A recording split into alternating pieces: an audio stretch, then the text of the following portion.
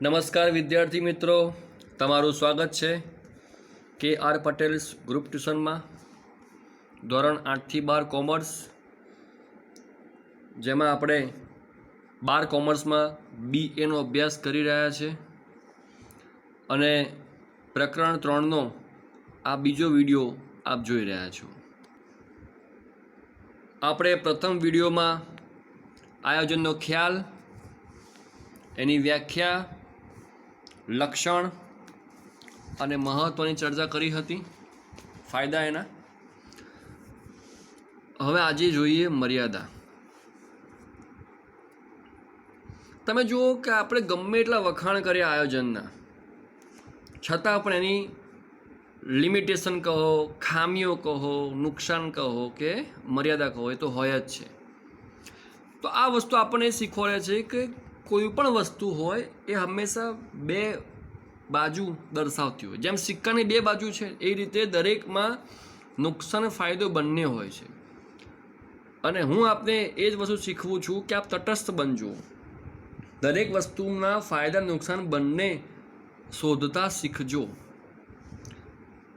એમ વ્યક્તિમાં પણ બે ગુણ હોય, સારા અને ખરાબ, દરેકમાં હોય. તો એ બંનેને ઓળખતા શીખજો અને દરેકમાંથી સારી વસ્તુ શીખજો. તો આયોજનના ફાયદા તો બહુ જોયા, નુકસાન પણ છે. તો આપણે તટસ્થપણે હવે એ વિચારીશું કે આ લક્ષણ જે બોલી ગયા અને ફાયદા બોલી ગયા એ ઉપરાંત નુકસાન કયા કયા છે અને નુકસાન કેવી રીતે હોઈ શકે છે. તો હવે આપણે જોઈએ આયોજનમાં શું ખામીઓ છે. તો આ ચેપ્ટરનો ત્રીજો પ્રશ્ન છે આયોજનની ખામીઓ, નુકસાન, મર્યાદા જે ગણો તે, ગેરલાભ જે ગણો તે. તો ફર્સ્ટ ટોપિક છે ભાવિની અનિશ્ચિતતા. હવે ભાવિ એટલે ભવિષ્ય. તો આપણે એ વાતચીત કરી કે આયોજન જે છે એની કરો પૂર્વ વિચારણા, પૂર્વ અનુમાન કરો, આપણે શીખ્યા બધું. તો એ તો ભવિષ્યનું છે અને ભવિષ્ય તો અનિશ્ચિત છે. તો તમે જે વિચાર્યું હોય એવું જ થયું ક્યાં જરૂરી છે? તમે જે વિકલ્પ વિચાર્યા છે એ વિકલ્પોમાંથી જ કોઈ ઘટના બનશે એવું પણ ક્યાં જરૂરી છે? જેમ કે તમે હાલ જોઈ શકો છો, હાલ જે મહામારી ફેલાઈ છે, તો કોઈ પણ વ્યક્તિએ આવું કદી નહીં વિચાર્યું હોય કે આવી વસ્તુ આવવાની છે. એમણે તો માત્ર સરકારનો ટેક્સ વધશે કે ઘટશે, મોંઘવારી વધશે કે ઘટશે, ફુગાવો થશે કે મંદી આવશે, ટેકનોલોજી કઈ આવશે એવું વિચાર્યું હશે. કદી આ હાલ જે સ્થિતિ છે એ કદી કોઈએ નહીં વિચાર્યું હોય. તો ભવિષ્ય હંમેશા અનિશ્ચિત છે. તો આયોજનની પહેલી ખામી એ છે કે ભવિષ્યની વિચારણા ખોટી પડે ત્યાં નુકસાન થવાની સંભાવના છે. બીજું, ખર્ચાળ પ્રક્રિયા. હવે તમે જે બિઝનેસ શરૂ કરવા જઈ રહ્યા છો એની વાતચીત કરીએ આપણે. એની તમે માહિતી પ્રાપ્ત કરો, શ્રેષ્ઠ વિકલ્પો વિચારો, એમાંથી વિકલ્પ પસંદ કરો. તો અમુક વાર એવા જે વિચારો હોય એના માટે નિષ્ણાતનો સંપર્ક કરવો પડે છે. નિષ્ણાત અને એક્સપર્ટ કહેવાય એને, અને એ લોકો એની ઊંચી ફી વસૂલતા હોય છે. તો કોઈ પણ ક્ષેત્રમાં તમારે કંઈ પણ માહિતી લેવી હોય, સલાહ લેવી હોય, ગાઈડન્સ લેવું હોય તો એના પ્રોફેશનલ લોકો હોય છે જે તમને ઊંચી ફી લઈને માહિતી આપે છે. તો આમ જોવા જઈએ તો આપણો આ ખર્ચા પ્રોજેક્ટ કહી શકાય કે તમે જાતે ન વિચારી શકતા હોય અને તમારે કોઈની સલાહ લેવી પડે તો એ પ્રક્રિયા ખર્ચાળ સાબિત થઈ શકે તેમ છે. લાંબી પ્રક્રિયા. આપણે શીખ્યા અગિયાર કોમર્સ સ્ટેટમાં કે પેલા માહિતી મેળવવી એટલે એકત્ર કરવી, પછી એનું પાછું વિશ્લેષણ કરવું, એનું વર્ગીકરણ કરવું, એનું અર્થઘટન કરવું, ત્યારબાદ વિકલ્પો વિચારવા, એમાંથી વિકલ્પ પસંદ કરો. એ બહુ લાંબી પ્રક્રિયા છે. આયોજન અપ્રસ્તુત.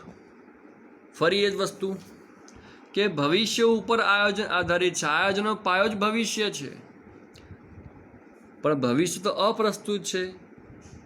અપ્રસ્તુત મતલબ કે એ આમ જ થશે એમ પ્રસ્તુત ન કરી શકીએ આપણે. એટલા માટે એ નુકસાનકારક પણ થઈ શકે છે. જડતા પ્રેરે. ઘણીવાર મેં કહ્યું એમ કે પરિવર્તનશીલતા થવું પડે. આપણે પરિવર્તનશીલ થવું પડે. જો એ થાવ તો ફાયદો જ છે, પણ અમુક સંચાલકો આયોજનમાં પરિવર્તન કરતા નથી. એ જડતા પ્રેરે છે કે ના, આમ વિચાર્યું તો આમ જ કરવાનું છે, સ્થિતિ મુજબ બદલાવું ન હોય કોઈને, તો એ જડતાને કારણે એ ધંધો કે કંપની નુકસાન સહન કરી શકે એવું પણ બને છે. એટલે પરિવર્તનશીલ થાય તો એ મહત્વમાં જોયું આપણે, પણ જડતા રાખે, પરિવર્તન ન સ્વીકારે તો ચોક્કસ નુકસાન સહન કરવું પડે એવું પણ થઈ શકે છે. બાહ્ય પરિબળની અનિશ્ચિતતા. મેં હાલ તો વાત કરી તમને કે આપણે કયા વિચાર્યા હોય પરિબળ: ટેક્સ, મોંઘવારી, ફુગાવો, ટેકનોલોજી, પસંદ, ગ્રાહકોની માંગ, એ વિચાર્યું હોય. કદી હાલ જે સ્થિતિ આવી છે જેના કારણે બધા ઉપર અસર થઈ છે આખા વિશ્વ ઉપર, એ કોઈએ નહીં વિચાર્યું હોય. એટલે બાહ્ય પરિબળો એ અનિશ્ચિત છે. કદી ન વિચારી શકે કે આવું બનશે તો આમ જ થશે. એનીથી અલગ પણ થઈ શકે છે. અપૂરતી માહિતી પ્રાપ્ત કરીએ આપણે, એનું વર્ગીકરણ ને અર્થઘટન કરીએ, પણ એ માહિતી જો અધૂરી હોય શું કરવાનું? એટલે આપણે જો ને તો ઉપર ડિપેન્ડ છે. જો માહિતી પૂરતી હોય તો એ ફાયદામાં આવશે, માહિતી અપૂરતી હોય તો નુકસાનકારક પણ સાબિત થઈ શકે છે. અધૂરું જ્ઞાન છે ને બહુ નુકસાનકારક છે. કર્મચારીની કાર્ય સર્જનાત્મકતામાં અવરોધ. સર્જનાત્મકતા હું તમને અવારનવાર કહેતો હોઉં છું કે ક્રિએટિવ બનો. આપણે 11 કોમર્સમાં ઘણા ચેપ્ટર્સમાં તમને મેં ક્રિએટિવ શીખવાડી હતી, જેમ કે હુંડી. તો હુંડી ચેપ્ટરમાં મેં આપને ચોપડો વેચનારનો, ખરીદનારનો, હુંડી પોતાની પાસે રાખે તો નકરાય તો શું, બેંકમાં વટાવે તો શું, અને વસૂલ માટે મોકલે તો શું, એ દરેકમાં નકરાય તો શું આમનો થાય, એનું આપણે અલગથી એક સરસ પેજ બનાવ્યું હતું. તે શું હતી? ક્રિએટિવિટી હતી. કે તમે જે સમજો છો એને અલગ રીતે રજૂ કરો અને પોતે સમજો. તો દરેક કર્મચારી કંપનીમાં કામ કરતો હોય, એને જે કામ સોંપ્યું હોય એને પણ પોતાના કામમાં કંઈક ક્રિએટિવ કરવાનો ઉત્સાહ હોય છે. પણ અમુક સંચાલકો આયોજન મુજબ ચાલવા માટે જ જડતા પ્રેરતા હોવાથી એ કર્મચારીને કંઈક નવું કંઈક કરવું હોય, કંપની માટે સારું કરવું હોય, કંઈક ક્રિએટિવ કામ કરવું હોય તો એ નહીં કરી શકે. એમાં અવરોધ આવશે, કારણ કે આયોજન એ જડતા પ્રેરે છે. પદ્ધતિઓનો ખામીયુક્ત ઉપયોગ. આપણે વાતચીત કરી કે જે માહિતી પ્રાપ્ત કરીએ છીએ આપણે, એમાં આંકડાકીય માહિતી પણ હોય છે, પણ જો આંકડાકીય માહિતી એ મેં કહ્યું એમ અધૂરી હોય તો ખોટી હોય, અને પછી એના આધારે આપણે કોઈ પણ પદ્ધતિ અપનાવીએ છીએ તો એનાથી આયોજન નિષ્ફળ સાબિત થાય છે. કારણ કે ખામીયુક્ત ઉપયોગ હોય તો ગમે એટલી સારી પદ્ધતિ કેમ ના હોય, એ આયોજન નિષ્ફળ બનાવી દે છે. એટલે ખામીયુક્ત ઉપયોગ એ જરૂરી છે કે માહિતી અપૂરતી ન હોય, પૂરતી હોય, સાચી હોય. તો આ 9 છે મર્યાદાઓ. તમારે લક્ષણ અને મહત્ત્વની જેમ જ એની સામે લખવાના છે ટોપિક્સ, અને પરફેક્ટ કોઈ પણ 5 કે 6 આપ યાદ રાખજો, વાક્યો બનાવતા શીખી જજો. હવે નો પ્રશ્ન છે આયોજનની પ્રક્રિયા. પ્રક્રિયા એટલે પ્રોસેસ. જો કોઈ પણ વિષય હોય, એમાં કોઈ પણ પ્રકરણ હોય અને એમાં કોઈ પણ મુદ્દો હોય, અને લક્ષણ પૂછાય, ફાયદા પૂછાય, નુકસાન પૂછાય, એ બધું તમે મુદ્દાઓ આડા અવળી લખો તો ચાલે. પહેલાં ચોથો, પછી 7મો, પછી પહેલો, પછી 9મો, એ ચાલે. માત્ર પ્રક્રિયા એવી વસ્તુ છે કે તમારે લાઇનસર સળંગ જ લખવી પડે, કારણ કે પ્રોસેસ છે. જેમ કે ચા બનાવો તો કે પહેલાં તપેલીમાં પાણી લો, પછી દૂધ વેડો, અને છેલ્લે કે ગેસ ચાલુ કરો. એની પહેલાં પાછળ માચીસ લઈ આવો, હવે કે પી જાઓ, હવે કે ઘણી વાર ગાળી લો, હવે કે આદુ નાખો. તો એ ના ચાલે, કારણ કે પ્રક્રિયા એ સળંગ લાઇનસર હોવી જોઈએ. તો કોઈ પણ એ પ્રક્રિયા જે છે એ હંમેશા ક્રમમાં આવતી હોવાથી જો આ શબ્દ આવે પ્રક્રિયા, તો તમારે એ બધા મુદ્દા લાઈન સર જ મોઢે કરવા પડશે, કારણ કે પ્રોસેસ છે, પ્રક્રિયા છે, એ આડા અવળી ચાલતી નથી. તો આ 8 પ્રક્રિયા છે એની, એટલે કે પ્રક્રિયાના 8 સ્ટેપ છે. તમારે આયોજન કરવું હોય તો તમારે આ મુજબ જ કરવું પડે, તમારે આ સ્ટેપ અનુસરવા પડશે. હેતુ નિર્ધારણ પહેલો જ શબ્દ હતો, શું સિદ્ધ કરવું છે. કારણ કે તમારે શું કરવું છે જ નક્કી નહીં હોય, તમે આયોજન કોનું કરશો? તમારે ધોરણ 12 પછી કયો કોર્સ કરવો છે, એના આધારે તમારે હાલ કયા સબ્જેક્ટમાં માસ્ટરી હોવી જોઈએ, તમારે કયા વિષય ઉપર સંપૂર્ણ જ્ઞાન હોવું જોઈએ. તો એ માટે તમારે શું કરવું છે નક્કી હોવું જોઈએ, કે તમારે ભવિષ્યમાં કયો કોર્સ કરવાનો છે, તમારે શું બનવું છે. તો પહેલું વસ્તુ છે ધ્યેય. તો પહેલાં તમારો ધ્યેય, તમારો હેતુ, તમારો ગોલ નક્કી કરો, એને કહેવાશે હેતુ નિર્ધારણ. એટલે ધંધામાં પણ હેતુ એ પહેલો તબક્કો છે આપણો આયોજનનો, કે હેતુ સ્પષ્ટ હોવો જોઈએ. અને મેં તમને આગળ વાત કરી તેમ કે એ વાસ્તવિક હોવો જોઈએ, જેને આપણે પૂરો કરી શકીએ, જેને પામી શકીએ. મેં કહ્યું એમ કે 50% વિદ્યાર્થીને આવતા હોય ને ડાયરેક્ટ મારે 90% જ લાવવા છે એવો નિર્ધાર કરી દે તો ચોક્કસ નિરાશા આવશે. તો સ્ટેપ બાય સ્ટેપ વધવું જોઈએ. તો હેતુમાં પણ એ રીતનું છે કે તમારા હેતુઓ એ પ્રાપ્ત થઈ શકે એવા બુદ્ધિગમ્ય અને વાસ્તવિક હોવા અને વ્યવહારિક હોવા જોઈએ. બીજું સ્ટેપ છે આયોજનના આધાર સ્પષ્ટ કરવા. આધાર એટલે ભવિષ્ય, પૂર્વાનુમાન. તો ભવિષ્યમાં શું ઘટના બનશે એનો તમે જે વિચારણા કરી હોય એને અનુમાન કહેવાય, અથવા તો પૂર્વધારણા કહી શકાય છે. તો એ બાહ્ય અને આંતરિક બંને પરિબળ જોવા જોઈએ. બાહ્ય એટલે આપણે વાત થઈ એમ કે સરકારની નીતિ, ફુગાવો, મોંઘવારી, ગ્રાહકોની માંગ, એમની ટેવ, ટેકનોલોજી, હરીફ, એ બધું બાહ્ય કહેવાય. અને આંતરિક એટલે તમારા ધંધાની અંદરની જે ફેરફાર થવાની શક્યતાઓ છે એ. તો આંતરિક અને બાહ્ય બંને પરિબળો ધ્યાનમાં રાખીને તમારે એના આધાર એટલે કે પૂર્વાનુમાન કરવું જોઈએ અને સ્પષ્ટ હોવું જોઈએ. જો આ અસ્પષ્ટ હશે તો આયોજન સફળ થતું નથી. એટલે બીજું તમારી પ્રક્રિયા, તમારું સ્ટેપ બીજું એ છે કે આંતરિક અને બાહ્ય પરિબળ ધ્યાનમાં રાખીને ભવિષ્યના આધાર સ્પષ્ટ કરો. ત્રીજું સ્ટેપ છે પ્રક્રિયાનું કે માહિતી એકત્રિત કરી તેનું વિશ્લેષણ કરવું. આ તો શીખ્યા આપણે કે કોમર્સમાં હાલ વાત કરી મેં કે પહેલાં સંપૂર્ણ માહિતી ભેગી કરો અને પછી એનું કરો વિશ્લેષણ. સમજો કે કોઈ નવા ક્લાસીસ વિસ્તારમાં શરૂ કરવા હોય અને એમાં પણ કોમર્સના ફિલ્ડના જ ખાલી કરવા છે, 11-12 કોમર્સ, તો પહેલાં તમારા વિસ્તારની આસપાસના જેટલા વિદ્યાર્થીઓ ધોરણ 10 પાસ કર્યું એની માહિતી પ્રાપ્ત કરો અને પછી એનું કરો વિશ્લેષણ કે એમાંથી કેટલા કોમર્સ લેવાના છે, કેટલા સાયન્સ લેવાના છે, ડિપ્લોમા કોર્સ કેટલા કરવાના છે અને નપાસ કેટલા થયા છે. એનું કહેવાશે વર્ગીકરણ. અને પછી કરો વિશ્લેષણ કે કોમર્સ જે લેવાના છે એ વિદ્યાર્થીઓ ના ઘરે સંપર્ક કરવો અને એમને તમારી માહિતી આપવી. તો તમારે બિઝનેસમાં પણ જરૂરી માહિતી એકત્રિત કરવી પડે. આગળ શીખી ગયા તો આપણે કે લાંબી પ્રક્રિયા છે, એ બધું કરવું પડે, એ આપણી પ્રક્રિયાનો હિસ્સો છે. તો માહિતી પ્રાપ્ત કરો, એનું કરો વર્ગીકરણ, પછી કરો વિશ્લેષણ. તો તમે એ મુદ્દો ઉમેરી શકો છો કે માહિતી એકત્રિત કરી, વર્ગીકૃત કરી તેનું વિશ્લેષણ કરવું. આવું પણ તમે લખી શકો છો.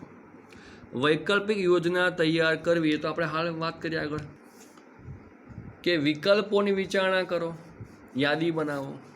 એને કહેવાશે વિકલ્પો કે આમ ન થાય તો આમ કરીશું, આમ થાય તો આમ કરીશું. બધા વિકલ્પો વિચાર રાખવો પડશે આપણે. તમે જો તમે ઘણીવાર જોતા હશો ટીવીમાં કે અબ પાઈએ 100 ગ્રામ જ્યાદા, ભાવ એનો એ જ પણ એક્સ્ટ્રા. આવું કેમ કરવું પડે? કારણ કે વેચાણ ઘટી ગયું હોય તો ગ્રાહકને આકર્ષવા એક નવો વિકલ્પ. अब पाइए बड़े पैक के साथ छोटा पैक फ्री, એ બધું શું છે? વિકલ્પો. સ્ક્રેચ કીજીએ ઓર જીતીએ ફોરેન ટ્રીપ ફ્રી, ગ્રાહકને આકર્ષવાના બધા વિકલ્પો. એ વિચારણા પણ પહેલેથી કરી રાખવી પડે છે, આગ લાગે ત્યારે કૂવો ખોદવા ન બેસાય. છઠ્ઠી વસ્તુ છે ચોક્કસ યોજના સ્વીકારવી. તો એ પણ આગળ આવી ગયું કે યાદીમાંથી શ્રેષ્ઠ વિકલ્પ અપનાવો, કે તમે જેટલા પણ વિકલ્પ વિચાર્યા છે તો હાલની સ્થિતિમાં કયો વિકલ્પ શ્રેષ્ઠ સાબિત થાય છે એ નક્કી કરો અને પછી એને અમલમાં મૂકો. એટલે કે ચોક્કસ યોજના, તમારા ચોક્કસ વિકલ્પ સ્વીકારો. સાતમું સ્ટેપ છે ગૌણ યોજનાનું ઘડતર અને ચકાસણી કરો. હવે આ શું છે ગૌણ યોજના? તો સમજો કે કોઈ વાહન બનાવે છે કંપની, ઘણી કંપનીના નામ આપ જાણો છો, જે બાઇક બનાવે છે, એક્ટિવા બનાવે છે. તો આપ જોજો કે એ આખું જે વાહન છે એ કંપનીનું હશે, પણ એના ટાયર જોજો એ અલગ કંપનીના હશે, એની બેટરી જોજો અલગ કંપનીની હશે. તો એ કંપની વિચાર્યું હશે કે હું વાહન બનાવું એમાં ટાયર બહારથી કંપનીના ખરીદી લગાવી આપું કે મારી પોતાની કંપનીને બનાવવું, બેટરી પણ બહારથી ખરીદીને લગાવી આપું કે હું પોતાની અલગ બેટરી બનાવું. તો આ ગૌણ યોજના કહેવાય. એ વિચારશે કે હું જો ટાયર અને બેટરી બનાવવા રહીશ તો એટલા સમયમાં બીજા મારા 3 કે 4 વાહન બની જશે અને મારે એ જતા કરવા પડશે જો આ બનાવવા રહીશ તો. એટલે આવા કામ એ બહાર સોંપશે, બહારથી ખરીદીને તૈયાર લગાવી દેશે અને એટલા સમયમાં એક બીજા વાહન ઊભા કરશે જે વધુ નફો કરી આપશે. તો એને કહેવાશે ગૌણ યોજના. દરેક કંપની પોતાની પ્રોડક્ટ સાથે અમુક જે વસ્તુ બીજીનો ઉપયોગ કરવાનો હોય એ બહારથી જ લાવતી હોય છે અને પણ ચકાસણી કર્યા પછી, કારણ કે એ પ્રોડક્ટ્સની છાપ ખરાબ થાય તો આપણી મુખ્ય પ્રોડક્ટ્સની છાપ પણ ખરાબ થાય છે. એ રીતે દરેક પ્રોડક્ટમાં આવું હોઈ શકે છે કે આમાં જે બીજી વસ્તુ ઉપયોગમાં લેવાતી હોય છે એ લોકો બહારથી જ ખરીદીને આપણને એમાં લગાવીને આપતા હોય છે. એલસીડી અલગ કંપનીનું હોય, એમાં આઈસી અલગ કંપનીની હોય છે.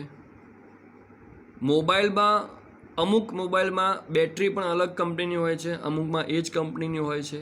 એ કંપનીની પોલિસી ઉપર ડિપેન્ડેડ છે.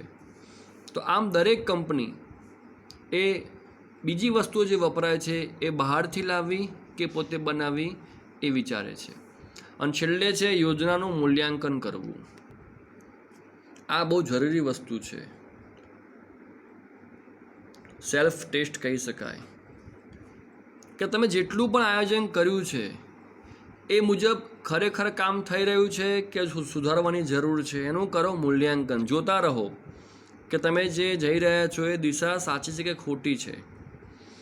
તમે જે રીતે અભ્યાસ કરી રહ્યા છો શું તમારા માર્ક્સ સુધરી રહ્યા છે, વધી રહ્યા છે કે ઘટી રહ્યા છે? તમારો ભણવાનો સમય, દિવસના કલાકો એ ભણવા માટે વધી રહ્યા છે કે ઘટી રહ્યા છે? આમ જાતે કરો મૂલ્યાંકન. આજે મેં કેટલો સમય અભ્યાસમાં આપ્યો, કેટલું કામ બાકી રાખી દીધું, કેટલું કામ એડવાન્સમાં કરી દીધું, એમ જાતે કરો મૂલ્યાંકન. તો આપને ખ્યાલ આવશે કે તમે જે મુજબ ભણી રહ્યા છો એમાં સુધારો કરવાની જરૂર છે કે નહીં. એમ કંપનીએ પણ સતત કરવું પડશે મૂલ્યાંકન કે એના આયોજન મુજબ જે કામ થઈ રહ્યું છે એનાથી ગ્રાહકને સંતોષ છે કે નહીં, એની માંગ વધી કે નહીં, આપણું વેચાણ વધ્યું કે નહીં, નફો વધ્યો કે નહીં, એ બધો ખ્યાલ આવે છે. તો આ પ્રક્રિયા તમારે સ્ટેપમાં મોઢે કરવાની છે. તો આજના 2 પ્રશ્નો થયા, મર્યાદા અને પ્રક્રિયા. અને હજુ બીજા 2 ટૉપિક બાકી છે જે આપણે નેક્સ્ટ વિડીયોમાં જોવાના છે. તો તમે રોજનું વાંચન રોજ કરતા રહેજો. આવજો.